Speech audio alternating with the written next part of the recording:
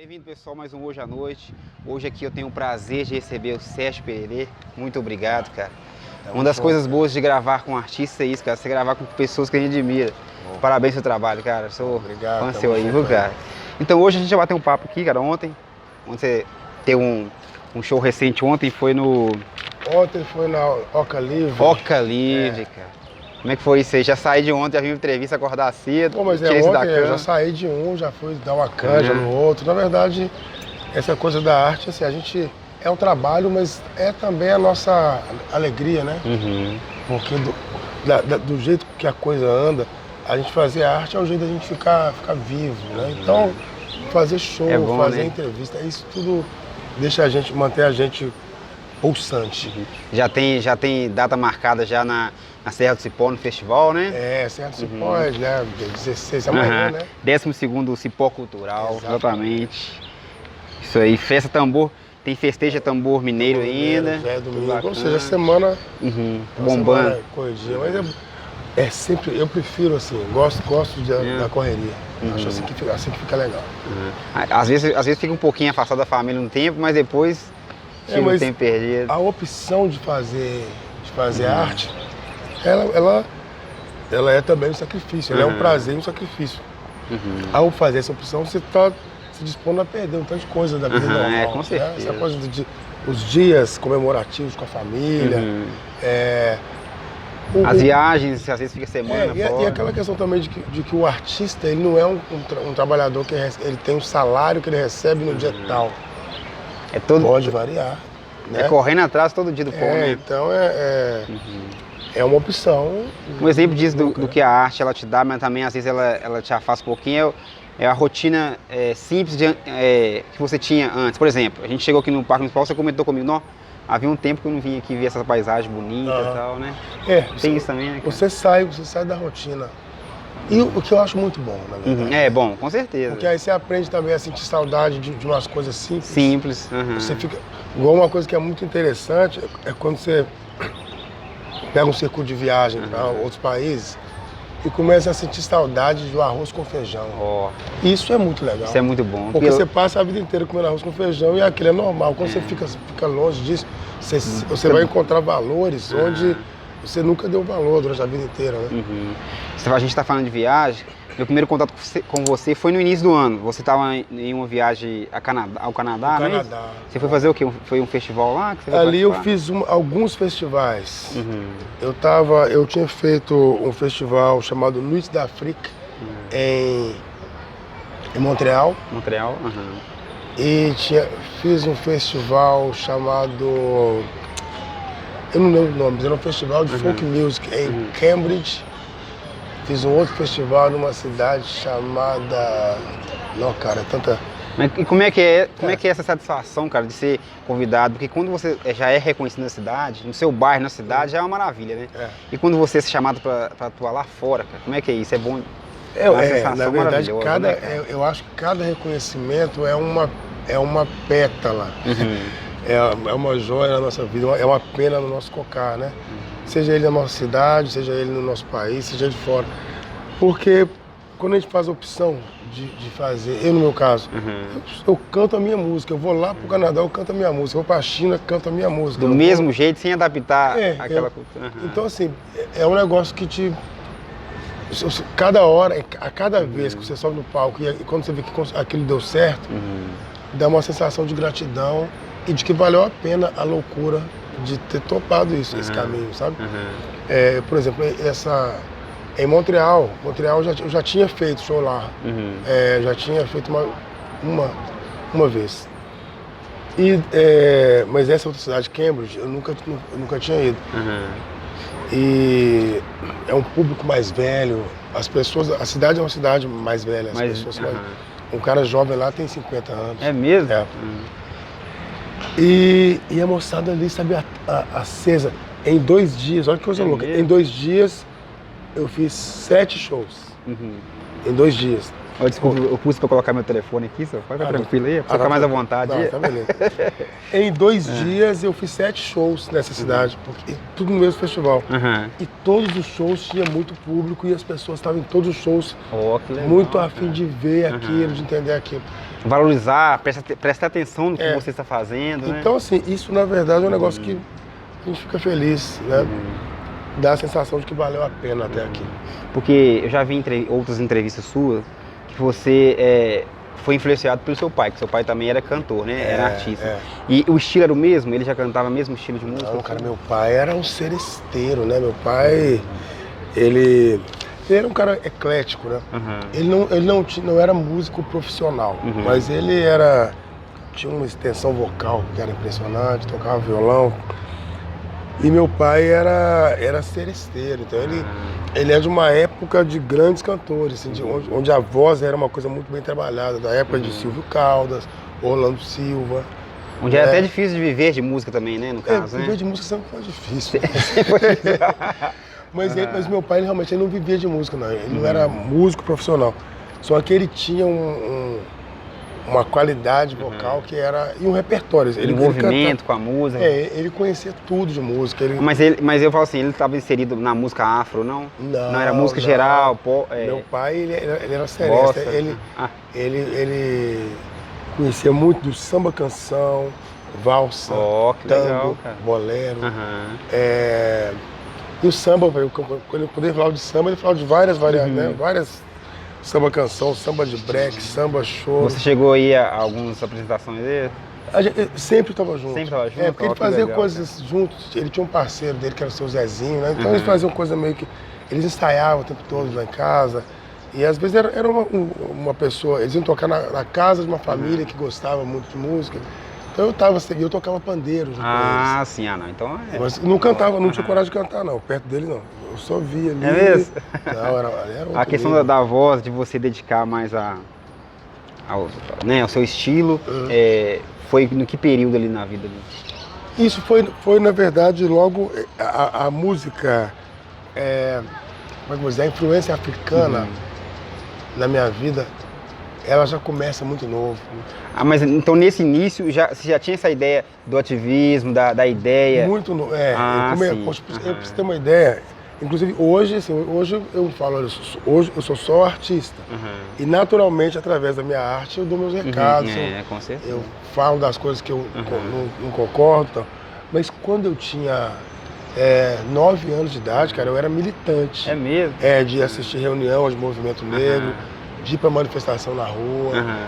Eu e a minha irmã, que não é a mais velha, uma das mais velhas. Você mora em qual região aqui em BH? Hoje eu moro aqui pertinho do centro, moro aqui no São Lucas. Nessa época você morava? Mas eu nasci no Glória. No Glória. Então a gente era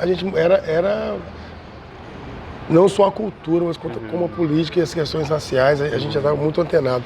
Em 1985, eu já era um militante, assim, né? Porque, na verdade, naquela época, a questão do racismo era mais forte. Com certeza. Não que não seja forte hoje, mas era mais agressivo. Né?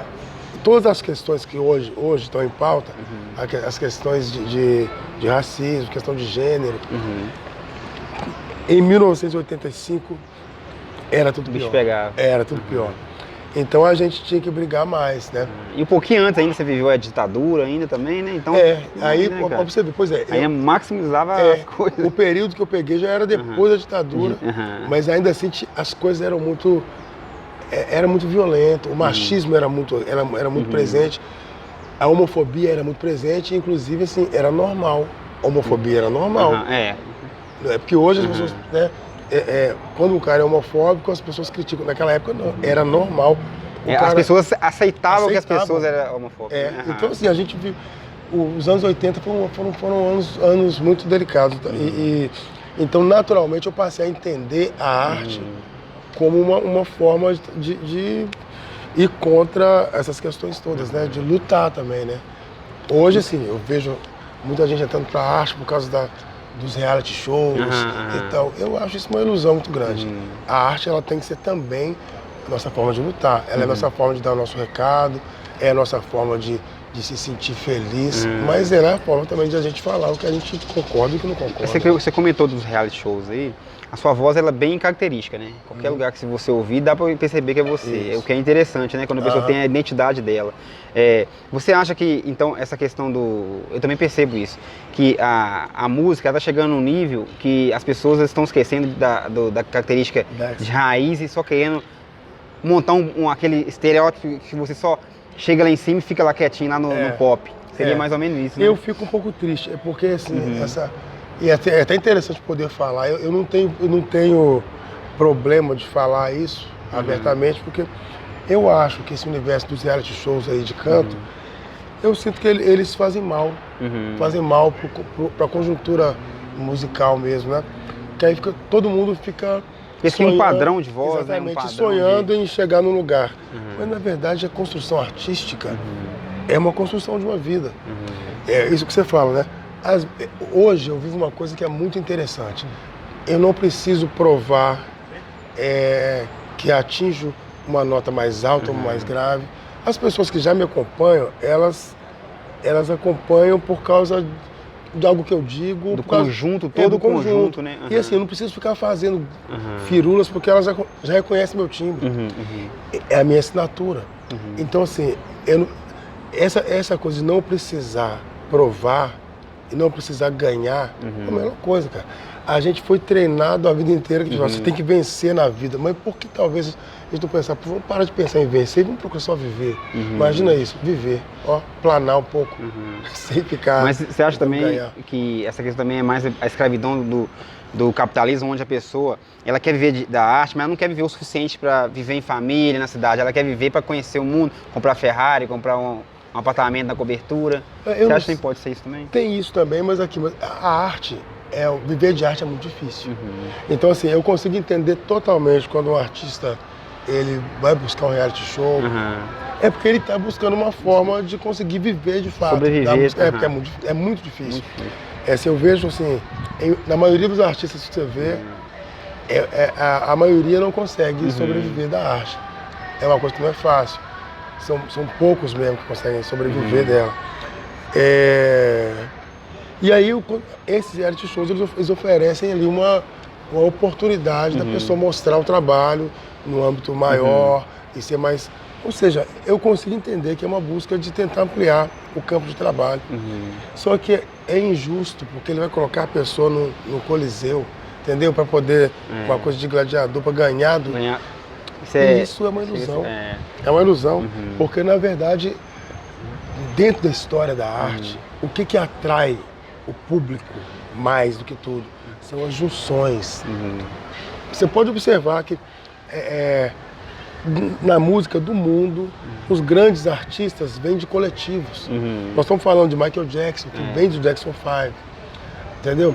Nós estamos falando, assim, vamos pensar aqui no Brasil, os Novos Baianos, entendeu? Os Doces Bárbaros, Caetano, Gil, Gal e Bethânia. Então assim, os Secos e Molhados, Mutantes. Então assim, na verdade, não é a competição que vai gerar grandes artistas, é o contrário, são coletivos. Isso aí você pode olhar no mundo. Lionel Richie vem daquele grupo que era os Commodores, não é isso? Ou seja, os grandes artistas vêm de coletivos, então é isso que é o legal. Mas você acha também que a questão também é a pressão social, por exemplo, esses coletivos, se você observar as histórias deles, eles foram cara e coragem. Hoje a maioria das pessoas elas vão pela pressão, por exemplo. Imagino que no início também, eu vou vir com a arte, chega um certo momento na vida da gente que as pessoas querem influenciar a gente. Ela não deixa a gente trabalhar, por exemplo. Imagina que você já passou por isso. A pessoa tentou influenciar num acorde seu, mas falou, não, eu quero isso. Né? Você acha também que pode ser essa pressão também do dia a dia? Eu acho que sim, com certeza é a pressão. E a pessoa não consegue segurar e ela muda o seu acorde, muda a sua vestimenta. É a pressão do mercado, da pessoa. Poxa, você tem que fazer desse jeito, que é isso que vem. É isso que dá dinheiro. Só que aí que vem a loucura, né? Porque, por exemplo, vamos pensar no exemplo tipo Raul Seixas. O Raul Seixas não tinha nada a ver com o mercado naquele momento. O mercado teve que engolir, aceitar. Aquele cara com aquele estereótipo, e ele ficou sendo aquilo que era. Exemplo perfeito você deu, né? Realmente. E são vários. Porque quando um artista ele se posiciona, assim, é um desafio. Mas quando o artista se posiciona e se coloca do jeito que ele tem vontade, ele vai criar alguma coisa que o mercado não vai dar conta, ele vai surpreender. E se ele consegue criar público assim, o mercado vai ter que passar a perseguir esse artista. Cássia Eller, por exemplo. É um exemplo, entendeu? também. Quando surge a Cássia Eller cantando com aquela voz mais rasgada, o pessoal achou estranho. Mas de repente ela manteve, ela foi só ficando mais, né? Aquela coisona, aquela presença firme. E de repente ela se tornou um fenômeno. E assim, são vários. Jimi Hendrix, sabe? Um exemplo interessante, por exemplo, é o Renato Russo cantando rock com aquela voz, com aquela impostação quase da música de canto lírico. Isso era fora do padrão. Agora, quanto a você, além de tudo isso aí, ainda tem a questão do racismo, né? Para você ter sua música aceita, até hoje você acha que tem dificuldades? Há festivais que você fala assim, pô, esse festival aí dificilmente eu vou entrar, devido ao meu trabalho. Ó, existe isso também, existe sim. Existe isso porque eu fiz uma opção também